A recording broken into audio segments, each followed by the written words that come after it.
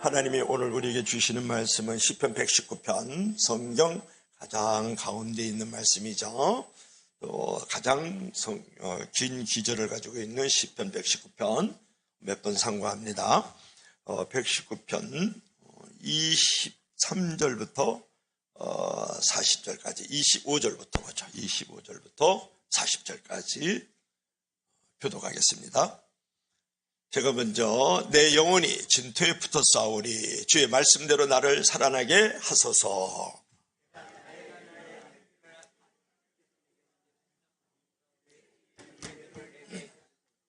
나에게 주의 법도들의 길을 깨닫게 하여 주소서. 그리하시면 내가 주의 기이한 일들을 작은 소리로 읊조리이다.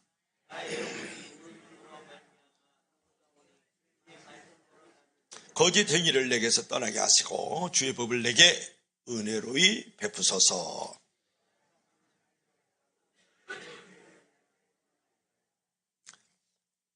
내가 주의 증거들에 매달려 싸우리 여호와여 내가 수치를 당하지 말게 하소서.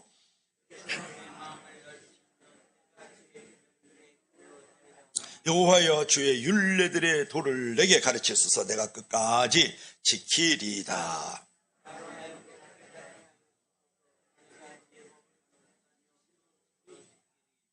나로 하여금 주의 계명들의 길로 행하게 해서 내가 이를 즐거워함이니이다.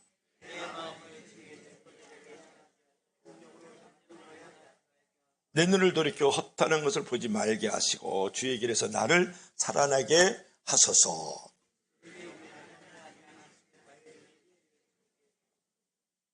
내가 두려워하는 비방을 내게서 떠나게 하소서. 주의 규례들은 선하심이니이다. 내가 주의 법도를 사모하여 싸우리 주의 의로 나를 살아나게 하소서. 아멘. 주 하나님 아버지, 오늘도 하나님의 말씀을 들을 때 성령께서 잘 들리게 하시고 마음판에 잘 새겨지게 하시고 또 주의 길을 걸어갈 수 있도록 인도하여 주시옵소서. 예수님 이름으로 기도합나이다. 아멘. 볼까요? 우리 다 같이 시작. 접힌 종이가 날 수 있다. 이제 종이 비행기죠. 종이는 이제 접힐 때 아픔을 느낍니다. 왜 나를 접으세요? 아픔을 호소하자 에셀가는 말을 하죠. 내가 보기에는 접히는 아픔 같지만 사실은 비행기를 만드는 중이란다. 에셀가는 그렇게 말을 하는 거예요. 그렇게 에셀가에 의해서 종이가 비행기가 돼가지고 날아가는 거예요. 위대한 예술가에 의해서 이 접힌 종이가 비행기가 돼서 날아간다니까요. 그러니까 위대한 예술가이신 하나님은 우리를 접기도 하고 펴기도 하면서 우리를 빚어가시게 하시는 거예요. 그러면서 우리를 날아가는 인생으로, 살만한 인생으로 만들어간다는 것을 여러분이 알 필요가 있다는 거예요. 여러분, 하나님이 이끄시는 대로 우리가 생각을 바꾸면 살 수가 있어요. 살만한 존재가 되고 살릴 수 있는 존재가 될 수 있어요. 또 하나님이 이끄시는 대로 우리가 생각을 바꾸면 우리는 날기도 하면서 다른 사람을 날 수 있는 존재로 만들어줄 수 있다는 거 여러분 아세요? 그렇다면 우리가 이제 생각을 바꾸어서 우리가 살만한 존재, 살 수 있는 사람이 되기 위해서는 이제 어떻게 될 것인가에 대해서 오늘 은혜를 나누려고 하는데요. 자, 첫째로 우리 다 같이 시작. 말씀을 묵상하라. 여러분이 생각을 바꾸어서 말씀을 묵상하면 내가 살 수 있는 존재가 되고 살만한 존재가 될 수 있다라는 거예요. 우리 다 같이 한번 읽어볼까요? 시작. 고관들도 앉아서 나를 비방하여 싸우니 주의 종은 주의 율례들을 작은 소리로 읊조렸나이다. 이렇게 말씀을 하고 있어요. 지금 힘 있는 사람들이 이 시편 기자를 해방하는 거예요. 조롱하는 거예요. 비방하는 거예요. 그럼에도 불구하고 그는 조용히 주의 율례들을, 주의 증거들을, 주의 진리들을, 주의 말씀들을 작은 소리로 읊조렸다. 이거는 묵상했다. 그런 말이에요. 그들이 비방하고 해방할 때, 조소할 때, 핍박할 때 나는 오히려 하나님의 말씀을 묵상했다. 이렇게 시편 기자가 지금 말을 하고 있는 거거든요. 여러분, 내가 상처를 이겨낼 수 있는 것, 내가 오히려 기쁨과 즐거움을 얻을 수 있는 것은 뭐냐 그러면 말씀으로 돌아가서 말씀이 나를 충고자가 되어질 때, 말씀이 나의 상담자가 되어질 때에 나는 어떤 상황 속에서 기쁨과 즐거움을 누릴 수 있고 어떤 고통과 어떤 아픔들을 이겨나갈 수 있다라고 지금 시편 기자가 지금 말을 하고 있는 거거든요. 여러분, 말씀을 조용히 읊조린다. 우리가 읊조린다는 말 잘 안 하는데 말씀을 조용히 이제 묵상한다는 거거든요. 말씀대로 살려고 노력하고 수고한다라는 말을 갖다가 주의 율례들을 작은 소리로 읊조려 했나이다. 이렇게 지금 말씀을 하고 있어요. 여러분, 하나님의 말씀을 주야로 묵상하라면 내가 살 수 있는 능력이 돼요. 내가 날 수 있는 능력이 거기서 나온다는 거 여러분 아세요? 말씀을 듣고 나서 말씀대로 실천하고 살려는 것, 그것이 바로 최고의 복이거든요. 영광의 복이거든요. 인생의 고통을 벗어나는 가장 좋은 방법이 어디에 있을까? 여러분 어디서 찾고 있습니까? 말씀에서 찾는 것이 최고의 복이고 최고로 좋다라는 거예요. 여러분, 지금 이 시편 기자가 말이죠, 고관들도 앉아서 나를 비방했다, 해방했다, 나를 조소하고 있다, 나를 지금 괴롭히고 있다라는 거예요. 그럼에도 불구하고 이 사람은 그 문제에 직면해서 거기에 갇히지 않았다라는 거예요.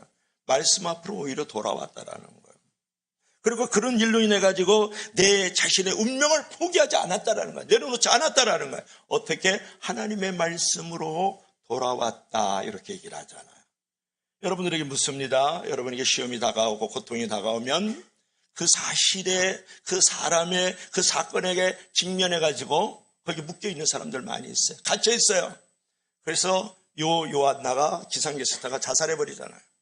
여러분이 잘 아는 사람 가운데 한 사람이 또 누가 김세롬, 아역을 아주 대단히 잘했던 사람인데 최근에 또 자살해 버리잖아요.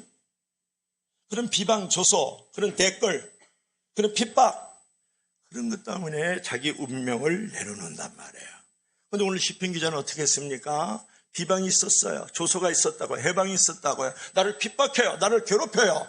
그럴 때 그는 하나님의 말씀 앞에 조용히 엎드린 거예요. 말씀을 되새기고 말씀을 담아놓고 말씀에 내가 거기에 이제 침잠하고 있는 모습이죠.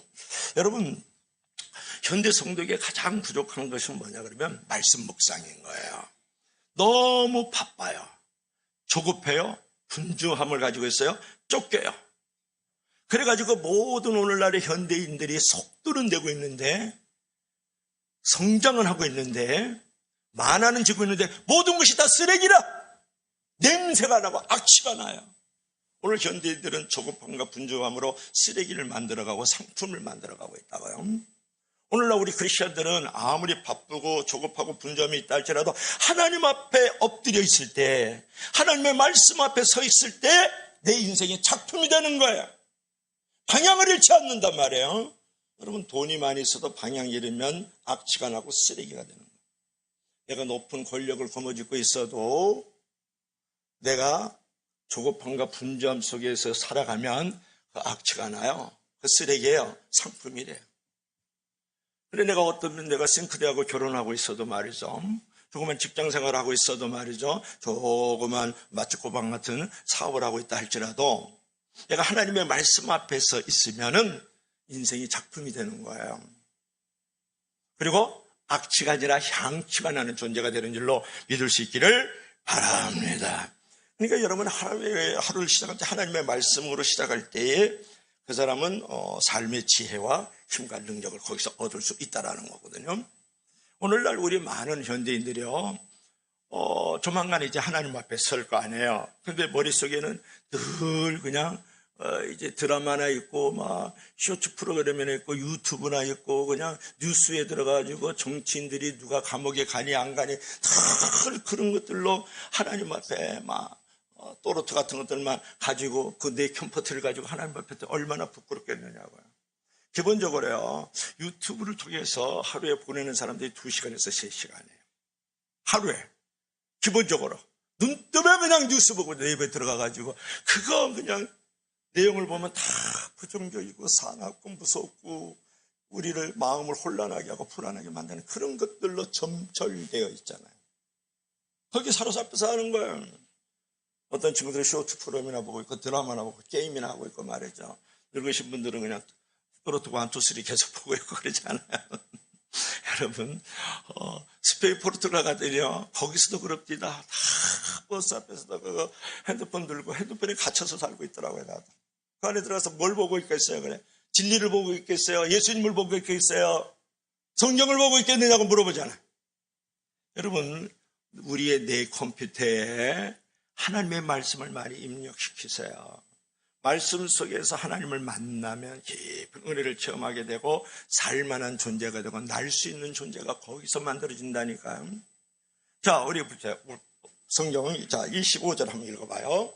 우리 다 같이 시작. 내 영혼이 진토에 붙어 싸우리 주의 말씀대로 나를 살아나게 하소서. 그냥 속도 가면 잘 몰라요. 내 영혼이 진토에 붙었다. 진토에 붙었다. 그 다음에 주의 말씀대로 나를 살아나게 해주세요. 살만한 존재로 만들어 달라는 거야. 그런데 여기서 내 영혼이 진토에 붙었다라는 말은, 진토라는 것은 한마디로 흙, 먼지라는 어원을 가지고 있어요. 아파르라 그래요. 여러분들을 무엇으로 만들었어요? 하나님 먼지로 만들었어요. 하나님이 여러분을 무엇으로 만들었어요? 흙으로 만들었다고요. 거기에 생기를 불어넣은 거예요. 그게 아파르라는 단어예요. 근데 그게 내 아파라는 말을 쓰고 있는데 여기서 뭐냐 그러면 수치나 모욕을 말하는 거예요. 여기서는. 그리고 지하무덤, 지옥을 말하는 거예요. 여기서 말하는 거는. 그러니까 내 영혼이 지옥 같다. 내 영혼이 수치스럽다. 내 영혼이 지금 모욕을 당하고 있다. 이렇게 말을 하고요. 진토에 붙었다. 이게 이제 붙었다는 건 무슨 말이냐 그러면 뼈가 살이 뼈에 붙었다 그런 말이에요. 먹을 물이 없어가지고 혓바닥에 입천장에 붙었다 그런 말이에요. 얼마나 비참한 처지를 지금 얘기하고 있는지 몰라요. 내가 지금 지옥 같아가지고 내가 수치와 모욕 속에서 말이죠. 살만한 힘이 하나도 없이 탕탕한 어둠의 절망 속에서 내가 모든 것을 지금 내려놓고 있는 좌절의 상태입니다. 그걸 보여주는 거예요. 내 영혼이 진토에 붙었다 라는 말을 그렇게 하고 있단 말이에요. 여러분, 영혼이 진토에 붙었다라는 말은 뭐냐 그러면 한마디로 심한 상처와 고통으로 말미암아가지고 내 영혼이 메말라 버리고 말았습니다. 내 영혼이 말라 비틀어져 버리고 말았습니다. 얼마나 여러분 절망적인 상황을 지금 얘기하고 있는지 모르죠. 그 극심한 고통 중에 있는 자신을 말씀대로 나를 살아나게 해달라고 간절히 지금 기도하고 있는 거예요. 내가 이렇게 말라 비틀어져서 비참한 절망 가운데 있어요. 어둠 가운데 지금 살만한 기력이 없어요. 말씀으로 나를 살아나게 해주세요. 이렇게 지금 고백을 하고 있는 시편 기자예요. 여러분, 살아나는 게 뭘로 살아나요? 술로 살아나요?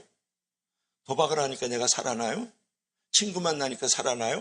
내가 또로또 지금 3가 들어간 것 같은데 그런 또로또 들면 살아납니까? 카페에 가가지고 아침 점심 그 밥 먹으면서 커피 쓰디서 커피 마시면서 뭔가 외로운 척하고 있으면 살아나냐고 물어보잖아. 그래서 살아나는 게 아닌 거예요. 내 인생이 말라 비틀어져서 처참한 절망 가운데 있을 때에 말씀이 나를 살려준다고 고백을 하잖아요. 자, 28절 한번 읽어봐요. 다같이 사같이 시작. 나의 영혼이 눌림으로 말미암아 녹사오니 주의 말씀대로 나를 세워달라. 이렇게 고백을 하잖아요. 여러분, 그는 고통스러운 환경과 상처가 원인이 된 인생의 무거운 짐으로 인해서 영혼이 눌려가지고 마치 녹는 것과 같다. 이게 눌린다라는 말은 뭐냐 그러면 미투가라는 말할 때 슬픔, 근심, 여러 가지 비통함을 말하는 거야. 그런 비통함, 슬픔, 그런 고독으로 말미암아서 녹사오리. 그러면 요새 겨울이잖아요. 얼음이 녹으면 똑똑똑 떨어지죠. 그 물방울 떨어지는 걸 갖다가 녹사오리 그런 말을 하는 거예요. 한마디로 내가 이제 그 비통함에 근심 때문에 슬픔에 내가 눌려가지고 눈물을 흘리고 있는 모습을 여기서 말을 하고 있단 말이에요. 여러분, 비통에 잠겼을 때에 이 시편 기자가 지금 하고 있는 것은 뭐냐 그러면 하나님의 말씀으로 나를 새롭게 만들어주세요. 이렇게 고백을 하는 거예요. 여러분들은 슬픔과 근심으로 눌리면 어딜 가요? 와인 찾잖아요. 비어 찾잖아요. 그래가지고 그냥 오징어 뜯어먹으면서 그냥 한 잔씩 하면서 내가 이 비통함과 근심과 이 눌림을 마음이 놓고 몸이 놓고 있는 걸 이겨나가야지. 그러잖아요, 혹시? 여러분들은 안 그러시. 세상 사람들은 그렇다고요. 여기 오지 않은 여러분의 남편은 그럴 수 있어요. 아내도 그럴 수 있죠. 친구 찾아가고, 그죠? 근데 이 시편 기자는 어떻게 했습니까? 내 영혼이 눌릴 때에 말씀으로 나를 일으켜 세워주세요. 고백하는, 저와 여러분들도 그런 고백할 수 있길 주의 이름으로 간절히 부탁합니다. 그것만이 정말 나를 살리는 거예요. 그게 나를 세우는 거고, 그게 나를 날 수 있는 존재로 만들어가는 거고, 내가 다른 사람을 살릴 수 있고 다른 사람을 날 수 있는 존재로 만들어지는 거는 내가 말씀으로 회개할 때, 말씀으로 돌아올 때예요. 그래서 여러분, 말씀을 갖다가 어떻게 얘기를 하냐면 한번 볼까요? 시작. 말씀은 거울이고 가족 사진 같고 오래된 친구와 같다 그랬죠. 여러분, 말씀으로 딱 돌아오면 내가 보이는 거예요. 그것이 거울이 돼가지고 나의 더럽고 추악한 모습을 보면서 예쁘게 화장하는 상황으로 만들어가는 거예요. 말씀은 곧 거울이다, 그런 말 많이 하잖아요. 그리고 여러분, 말씀은 이제 가족 사진과 같아요. 타향에서 말이죠, 멀리에서 여러분 힘들 때 가족 사진을 이렇게 꺼내보면 그게 힘이 되잖아요. 그죠?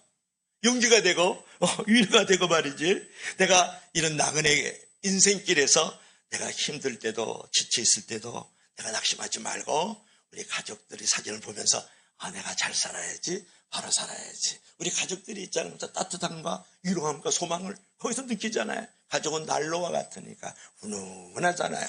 그렇죠? 제가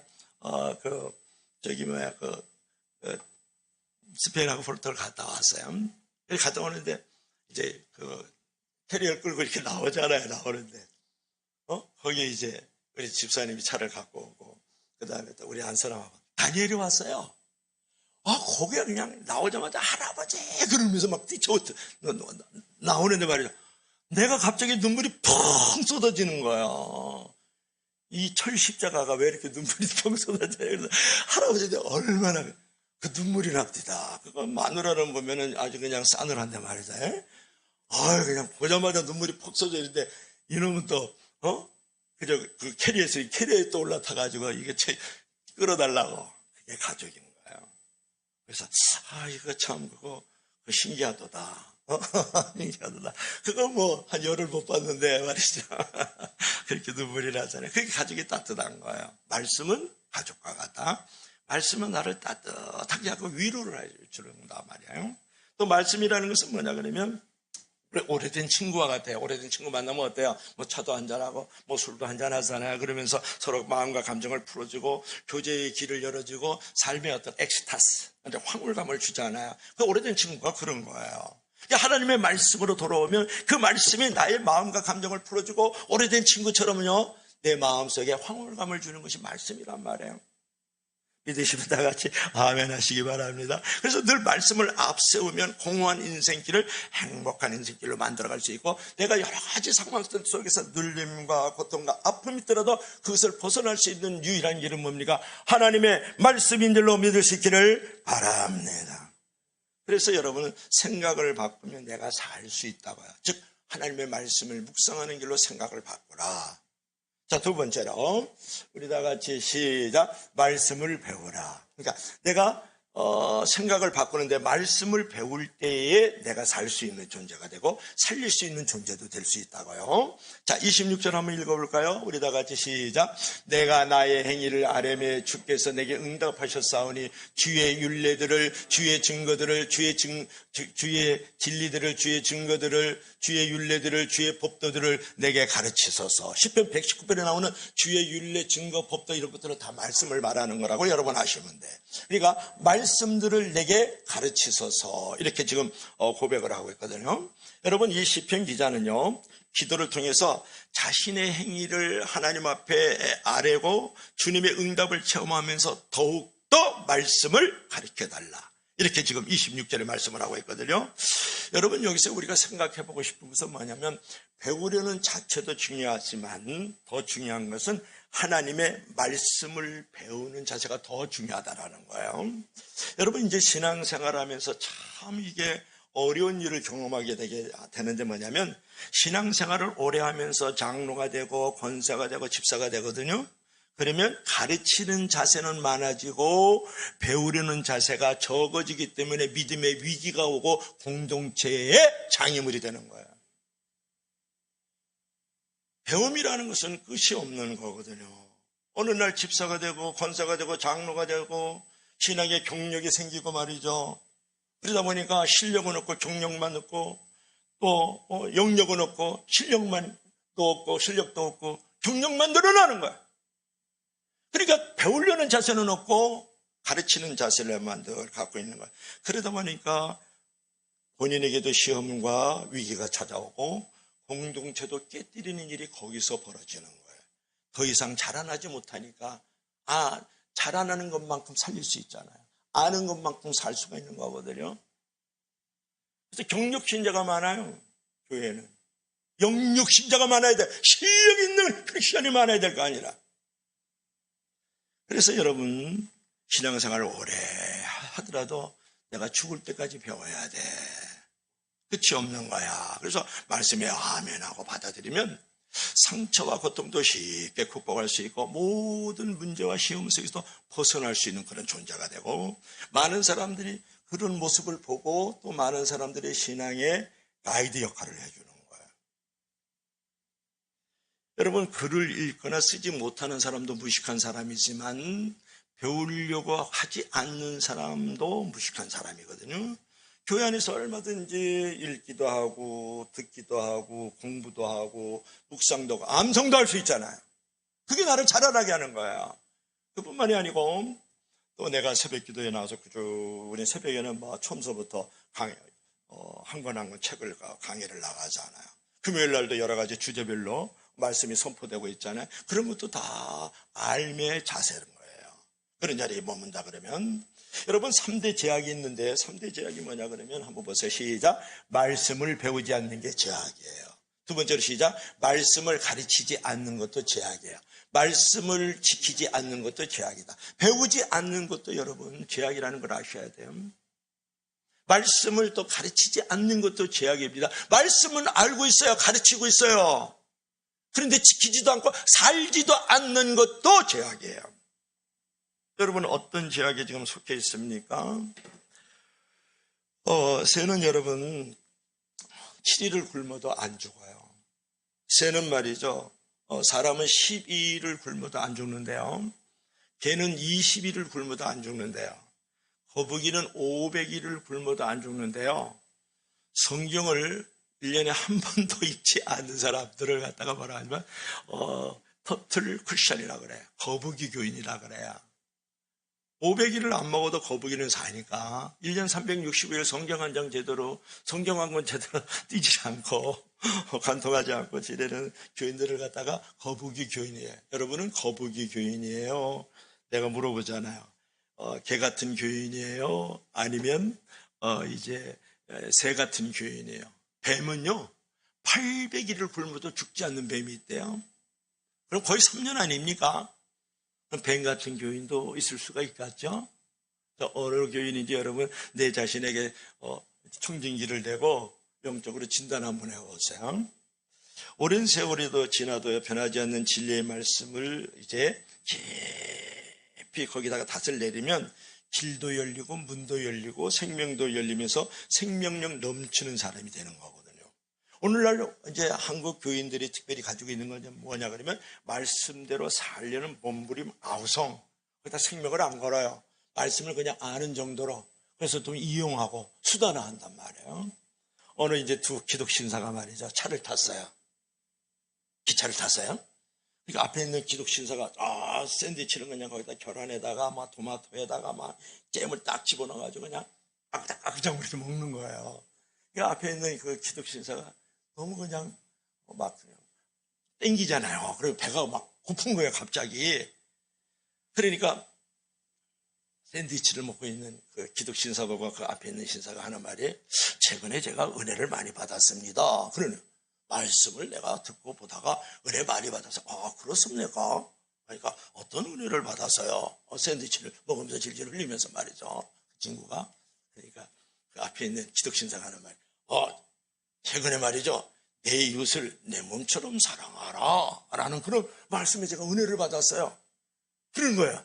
그러니까 샌드위치를 이렇게 먹고 있던 이 기독신사가 다 먹고 나서 꿀꺽 한다면 그렇습니까? 저도 최근에 하나님의 말씀에 은혜를 엄청 받았습니다. 그래요? 그럼 어떤 은혜를 받았습니까? 이제 물어봤다. 그러니까 샌드위치를 다 먹고 나니 그 신사가 하는 말이 내 이웃의 것을 탐내지 말라라는 말씀에 은혜 엄청 받았습니다. 이제 그랬다라는 거예요.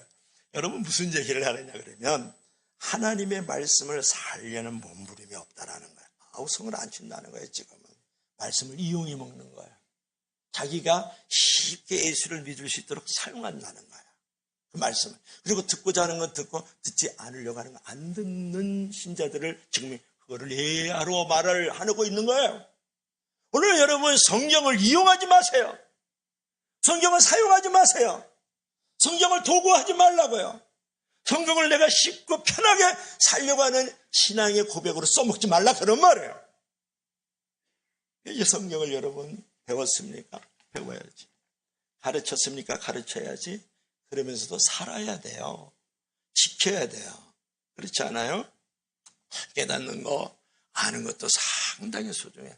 깨닫고 아는 것만큼 살고 행할 수 있는 존재가 되는 건 분명하지만 요즘은 살려고 그러지 않아요. 지키려고 그러지 않는다고 말했어요. 여러분이 잘 아는 사람 가운데 한 사람 한번 볼까요? 저는 아는 사람이라는 건 에브라함 링컨밖에 없어요. 이제 에브라함 링컨이죠. 지금 이제 성경책을 보고 있는데요. 에브라함 링컨은 말이죠. 초등학교밖에 졸업하지 않은 학력이 그게 끝이에요. 그런데도 미국 역사상 가장 뛰어난 대통령으로서 지혜와 통찰력과 분별력과 결단력을 가진 사람의 대통령이 누구냐면 에브라함 링컨이거든요. 그 이유는 뭐냐면 그는 성경을 손에서 떠나보낸 적이 없다라는 거예요. 국회를 가잖아요. 성경을 가지고 나왔다. 모든 회의를 할 때도 항상 성경을 품에 품고 나와서 회의를 한다는 거예요. 그러니까 늘 하나님의 말씀을 가까이 하는 거야. 말씀을 가까이 한다는 것은 하나님을 가까이 하는 거예요. 하나님을 가까이 하면 말씀을 가까이 할 수밖에 없죠. 하나님의 말씀을 늘 가까이 해요. 그러다 보니까 하나님께서 주시는 그 통찰력, 그 다음에 분별력, 결단력을 가지고 나라를 운영해 나가니까. 그래서 여러분 에브라함 링컨도 얼마나 많은 트라우마를 갖고 있는지 몰라요. 자기 집에 있는 포크라든지 칼도 북에서 다 없앨 정도예요. 에브라함 링컨은. 그럼 어느 정도의 그 자기의 어떤 상처를 갖고 있는지를 알겠죠. 그럼에도 불구하고 미국의 16대 때부터 위대한 대통령이 된 것은 늘 말씀을 가까이 했거든요. 그가 하는 말을 들어보세요. 시작. 하나님이 내게 주신 최고의 선물은 성경이다. 다시 한번 시작. 하나님이 내게 주신 최고의 선물은 성경이다. 그러니까 어떤 사람들 하나님이 내게 주신 최고의 선물은 35평 아파트야 이렇게 있잖아요. 하나님이 내게 주신 최고의 선물은 이놈의 새끼다 이렇게 하고 있잖아 벌써. 내게 주신 최고의 선물은 내 와이프야. 그게 아니고 에브라함은 뭐라고 했어요? 내게 주신 최고의 선물은 성경이다. 그렇게 얘기를 했어요. 그뿐만 아니고 사람이 훌륭하게 살고 멋있게 보람있게 죽는 것은 바로 날마다 성경을 양식처럼 먹고 살아야 되는 것이다. 그렇게 얘기를 했다. 누가? 에브라함 링컨이. 여러분 그런 거예요. 오늘날 여러분 주변을 돌아보면 지금 분별력, 통찰력 없이 살기 참 어려운 시대를 살고 있다가 여러분 동성애, 그 다음에 성전환 수술 이래가지고 군대 안 가요. 그리고 남자가 성전환 수술해서 여자가 하는 스포츠 운동에 선수로 뛰고 이러는 시대 속에 살고 있거든요. 나 트럼프는 진짜 마음에 안 드는 친구거든요. 근데 그 친구가 그래도 마음에 드는 게 있어. 성은 2개다. 남자 여자밖에 없어. 그리고 성전환 수술해가지고 군대 간 친구 다 철수시켜. 그리고 성전환 수술해서 지금 운동선수 하는 거 다들 철수시켜. 난 그런 것도 마음에 들대요, 그게. 취임식 할 때 보니까 막 기도하고 찬양하고 막 그럽디다. 그러면 참 좋아요. 뭐 하여튼 그 부분은 좋아, 그 부분은요. 바람둥이고 남의 거 많이 훔쳐먹는 그런 도둑놈인 건 분명해요, 그 친구도요. 그렇지만 그런 부분이죠. 그러니까 우리가 지금 동성애라든지 성전환 수술 이런 걸로 인해 가지고 우리 젊은 친구들이요 어른들조차도 아주 혼탁해하고 있거든요. 여러분 이걸 분명히 해야 돼요. 여러분 다른 것하고 틀린 것은 분명히 해야 돼요. 여러분 동성애는 다른 거가 아니고 틀린 거란 말이에요. 성전환 수술 다른 게 아니고 틀린 거예요. 여러분 이런 분별력을 어디서 가지고 있느냐? 그런 분명한 나침반, 분명한 길라잡이는 성경에 있는 거예요. 여러분, 젊은 친구들이, 청년들, 또 나이 먹은 사람이 역시 마찬가지지만 내가 성경이란 나침반, 성경이란 길라잡이를 갖고 있지 않으면 사람이요, 사람답게 못 살아요. 분별을 잊어버린다 이 말이에요. 통찰력을 잊어버린다 그런 말이에요. 다양성을 존중하는 건 좋지만 다른 것하고 틀린 것은 분명히 다르다 그런 말이에요. 다른 것이 아니라 틀린 것이 있다 그런 말이에요. 성경만이 그것을 잡아낼 수가 있어요. 그러니까 에브라함 링컨 같은 경우는 성경을 늘 대하니까 다 분별력이 있고 통찰력이 있고 지혜가 있고 결단력이 있어가지고 한 나라를 이끌어 나가는 거잖아요. 여러분, 말씀에 닷을 내리면요, 이런 통찰력과 분별력을 가지고 올바른 인생의 길을 걸어가서 의미 있고 보람 있는 사람이 될 뿐만 아니라 내가 어떤 고난과 풍파를 이겨도 그것을 이겨나갈 수 있는 힘과 능력을 가지고 있는 거예요. 말씀에 닷을 내리면 말이죠. 그래서 말씀 안에 있으면 성도가 가장 성도다워질 수 있어요. 여러분, 성도는 말씀을 통해서 하나님 안에서 자신이 어떤 존재이고 어떤 소명을 가지고 있는지 알게 되고 깨닫게 되고 삶의 지혜와 힘도 거기서 나오잖아요. 그러므로 말씀을 여러분 배우고 말씀을 전하길 바랍니다. 말씀은 위대한 지혜와 능력과 힘의 원천이라고요.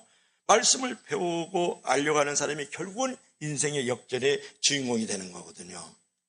그래서 말씀을 많이 배우라, 이제 그런 거예요. 그래서 말씀이 틀리다 그러면 틀렸고, 말씀이 맞다 그러면 맞는 거고, 말씀이 가라 그러면 가는 거고, 말씀이 서라 그러면 서는 거예요. 말씀보다 알 수가 없다고요. 말씀이 우리의 모든 부분의 최고의 우선순위고 그것이 나의 인생의 나침반이요 길라잡이가 돼야 된다. 그래서 말씀을 배워라. 자, 마지막으로 자, 세 번째로 한번 볼까요? 시작. 말씀을 지켜라. 다시 한번 시작. 말씀을 지켜라. 이렇게 말씀을 했죠. 자, 33절 34절 한번 읽어볼까요? 시작. 여호와여 주의 율례의 도를 내게 가르치소 내가 끝까지 지키리다. 뭐라세요? 주의 율례, 요게 주의 증거, 주의 진리, 주의 말씀, 다 말씀을 말하는 거예요. 말씀을 내게 가르쳐 주세요. 그러면 내가 끝까지 지키다. 여러분, 시편 기자 너무 멋있지 않아요? 끝까지 지킨다는 거예요. 말씀을 가르쳐 주자 지킨다. 그 다음에 34절 시작. 나를 하여금 깨닫게 하여 주소서 내가 주의 법을 준행하며 전심으로 지키자. 나를 깨닫게 해주세요. 그러면 내가 전심으로 all heart, 온 마음과 뜻을 다해가지고 내가 말씀 지킬게요. 여러분, 얼마나 멋있는 신앙의 고백입니까? 오늘 이제 32절부터 이제 이렇게 8절까지 보면은 결국은 말씀은 인생의 나침판이라는 거고 이제 말씀대로 살겠다. 이렇게 이제 시인이 고백을 하거든요. 그러니까 32절에서 시편 기자는 이제 자기 마음을 넓혀주시면 말씀의 길을 따라가겠다. 이렇게 이제 고백을 하고 있어요. 그래서 지금 말씀을 지키겠습니다. 이렇게 얘기를 하거든요. 근데 우리가 이제 지킨다는 것을 우리가 잘 생각을 해야 돼요. 이제 어느 날 한 수도사가 말이죠. 말씀을 깊이 이제 묵상을 하다가 말씀의 심한 뜻을 깨닫으니까 그 말씀에 푹 잠기니까 너무 내가 은혜가 되는 거예요. 그냥 말씀에 깊이 심취를 했단 말이에요. 그런데 매일 수도원 앞에서 그 가난한 사람에게 이제 빵을 나눠주는 시간이 있어요. 그때 땡그랑 땡땡땡 그렇게 이제 종소리가 울려 퍼지는 거예요. 그래서 이제 수도원을 이제 몇 개를 갔었거든요. 갔는데 거기도 이렇게 종을 울리더라. 땡그랑 울리더라고요. 그러니까 이분이 이제 이 수도사가 깊이 말씀에 이제 심취해가지고 은혜가 절절절 이렇게 흐르고 있는데 땡그랑 하면서 빵 나눠주는 시간이 되었다. 이렇게 가르쳐 주는 거예요. 그러니까 이 수도사가 말이죠. 갈등이 생긴 거예요. 내가 이 말씀 속에서 깊이 심취해서 은혜가 그냥 강물처럼 흐르고 있는데 이 상태로 있어야 될 것이냐. 이 땡그랑 하면서 그 수도원에 날마다 그냥 헐벗고 굶주리고 그죠? 머리 헝클어지고 말이죠. 피골이 상접한 이 거지들에게 빵을 나누잖아요. 이게 갈등이 생기는 거예요. 그래서 이제 이 수도원이 그런 갈등 속에 있다가 일어나자. 내가 이게 은혜에 이렇게 깊은 자리인데 아예 속상하네. 아유 원망스럽다. 이 종을 그냥 없애버릴까 그런 생각하면서 일어나가지고 나가가지고 그 소외된 자에게 빵을 나눠줬단 말이에요. 그리고 다시 들어와서 말씀 앞에 이제 무릎을 꿇고 다시 이렇게 묵상을 하면서 심오한 진리 앞에서 이제 은혜를 갖고 있는데 그때 하나님의 음성이 들려요. 뭐라 그러냐면 아무개 수도사야, 내가 비로소 중요한 진리를 깨닫고 행하였도다. 여기 무엇을 말하는 거야? 수도사가야 말씀에 심취해서 은혜의 자리에 머무는 것도 소중하지만 내가 삶의 자리에서 그 은혜를 지켜 행하는 자가 됐다라는 거야. 살았다는 거야. 아는 것으로 끝내지 않고 사는 것으로 끝장냈다, 그런 말을. 알므로 끝나지 않고 삶으로 끝났다는 것을 얘기하는 거야. 여러분, 참된 깨달음, 그것은 매우 소중한 거예요. 내가 말씀을 많이 아는 거 매우 귀중한 거야. 그런데 그 말씀대로 내가 적용을 하면서 말씀을 깨닫는 것도 복이지만 말씀대로 사는 것, 지키는 것은 더 큰 복인 줄로 믿을 수 있기를 바랍니다. 오늘 한국교회 성도들의 문제가 뭐예요? 그들의 현주소가 요새 돌을 맞고 있는 이유가 뭐예요? 많이 알아요. 많이 깨달았어요. 은혜 받았어요. 그런데 은혜 받은 대로 살지 않고 깨닫는 대로 행하지 않고 아는 것만큼 살지 않기 때문에, 지키지 않기 때문에 오늘날은 문제인 거예요. 여러분, 지금까지 배운 거로 아는 거로만 살아도 말이죠, 천사라고 일컬음을 받아요. 하나님 앞에만 칭찬과 인정이 상급과 면류관이 얼마나 많겠어요. 살지를 않잖아요. 그죠? 그러니까 오늘 시편 기자는 뭐라 그래요? 내가 깨닫는 것만큼 살게 해주시고 지키겠습니다. 이렇게 지금 고백을 하고 있지 않습니까? 여러분, 이 시편 기자는요, 죽을 때까지 하나님의 말씀이 나의 나침반이고 나의 길자유를 삼아서 전심으로 지키겠다고 고백을 하는 거거든요. 그러니까 이 시편 기자는 말이죠, 말씀의 길을 따라 행하게 해달라고 기도도 하지만 이미 그는 그 말씀의 길을 따라서 삶을 살아가고 있는 것을 즐거워하고 있다, 이렇게 고백을 하고 있잖아요. 35절이 그 말씀이에요. 여러분, 그는 마음이 이제 탐욕으로 행하지 않게 하고 헛다는 것을 보지 않게 하고 이탈하지 않고 내가 삶의 중심 속에 말씀을 놓고 살겠다, 이렇게 지금 얘기하고 있는 것이거든요. 여러분, 인생의 성패라는 것을 여러분 어디다 두고 있느냐고 물어보는 거예요. 여러분의 성공과 실패는 어디다 두고 있느냐고 여러분의 기준을 물어보고 있잖아요. 여러분, 내가 돈을 못 벌었으니까 실패했다, 내가 돈을 많이 버니까 성공했다, 이런 세상적 기준을 가지고 살아가고 있다 그러면 그 예수쟁이가 아니고요, 난쟁이지. 여러분, 내가 높은 권력을 가지고 있다, 뭐 힘을 좀 가지고 있다 그러면 성공했다 그러고, 넌 권력도 없고 힘도 없네, 사회적 자아가 존재감이 없구만, 이렇게 생각하면 그거는 실패한 거예요. 오늘날의 세상적 기준이잖아요. 오늘날 우리 크리스천들의 성공과 실패는 어디다가 기준을 둬야 되느냐가 중요하잖아요. 내가 하나님의 말씀대로 내가 싱크대와 결혼을 했던, 내가 기계 밑에서 기름칠을 하면서 나사를 조이고 있던, 내가 국회의장 자리에 앉아있던 간에 하나님의 말씀대로 살면 성공했다 그러는 거예요. 연봉이 1억 5천만 원? 그래서 성공 실패를 따지지 마세요. 교회는 그런 자리가 아니라, 예수쟁이는 그런 게 아니란 말이에요. 내가 하나님의 말씀대로 살았느냐, 주일 성수했느냐, 11조 했느냐, 봉사했느냐, 이런 걸로 성공과 실패를 따질 줄 알아야죠. 가장 기본적인 나침반이잖아요. 여러분의 자녀들 지금 어디에 있어요? 여러분의 남편 지금 어디 있냐고 물어보잖아요. 여러분의 부모님 지금 어디에 있어요? 여기 있지 않으면 다 실패한 존재들이에요. 여기 와 있으면 실패한 것 같으나 성공한 존재들인 거예요.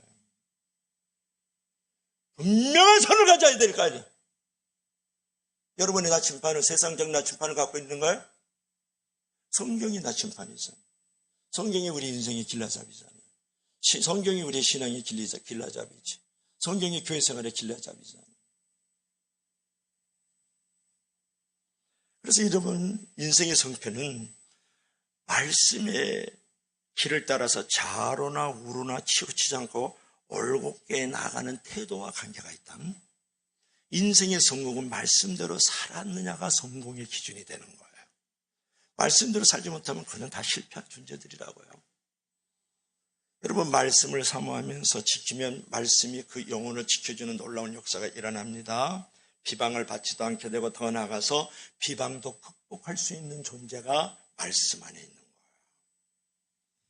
그래서 여러분 더 나아가서 말씀을 의지하는 삶의 축복을 확신하고 말씀이 내 입에서 내 마음에서 떠나지 말게 해달라고 기도할 줄을 알고 영원히 하나님의 말씀을 지키겠다고 고백하고 선포하면서 나아가는 모습을 가져야 된다. 그게 43절 44절에 나오는 말씀이에요. 그래서 여러분들께서 이제 말씀을 가지고 말씀대로 사는 삶이 얼마나 복된 삶인 줄 알고 평생 말씀을 선포하면서 말씀대로 살겠다고 고백을 하고 선포하며 나가야 된다. 그런 말씀을 지킬 때 그 말씀이 나를 지켜준다는 것을 알았어요. 내가 어저께도 우리 아들놈한테 문자를 보냈어요. 먼 땅에 있으니까 아들 주의를 잘 지켜라. 너가 주의를 지키는 게 아니야. 주일이 너를 지켜주는 거다. 너가 말씀을 지키는 게 아니야. 말씀이 너를 지켜준다. 제가 문자로 보냈어요. 아버지, 아멘. 여러분, 말씀을 우리가 지킬 때에 그 말씀이 나를 지켜주는 거예요. 여러분의 주일을 여러분이 지킨다고요? 그런 말씀 하지 마세요. 주일이 여러분을 지켜주는 거예요. 다음 주에 더 얘기 좀 할까요?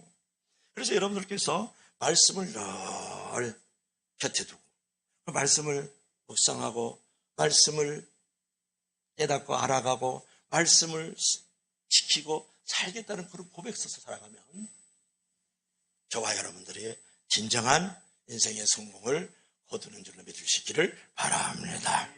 결론을 맺을까요? 우리 다 같이 시작. 나는 성경을 100번 읽어.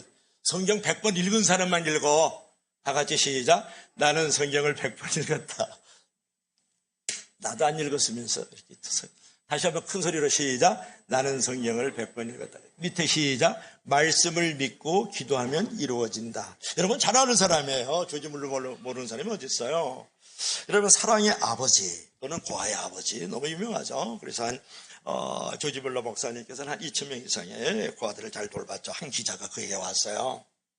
어떻게 그렇게 훌륭한 일을 할 수 있었습니까? 이렇게 이제 물어보니까 나는 평생 동안 성경을 100번 읽었습니다. 한 번도 짜증나거나 실증을 느낀 적은 없습니다. 단지 내가 성경을 읽지 않았던 3년의 그 세월은 잊어버리는 시간이라고 생각하고 있습니다. 그랬다라는 거예요. 그러면서 계속하는 말, 하루라도 하나님의 말씀을 먹지 않으면 영적인 활력을 얻을 수가 없어요. 하나님의 말씀이 없으면 나는 살아날 수 없고 살아남을 존재가 되지 못합니다. 이런 고백을 했다라는 거예요. 그렇습니다, 여러분. 하나님이 말씀만이 내가 살아날 수 있는 존재가 되고 남을 살릴 수 있는 존재가 된다는 것을 여러분 아셔야 돼요. 그래서 여러분 이제는 생각을 좀 바꾸세요. 이제는 생각을 바꿔서 말씀을 묵상하면 내가 살 수 있는 존재가 됩니다. 내가 생각을 바꿔서 하나님의 말씀을 배우면 내가 살 수 있는 존재가 되는 거예요. 내가 생각을 바꿔서 하나님의 말씀을 지키면 내가 바로 살 수 있는 존재가 되는 줄로 믿으시기를 바랍니다. 기도합시다. 우리 다 같이 기도할 때 하나님 이제 내가 생각을 바꾸겠습니다. 내가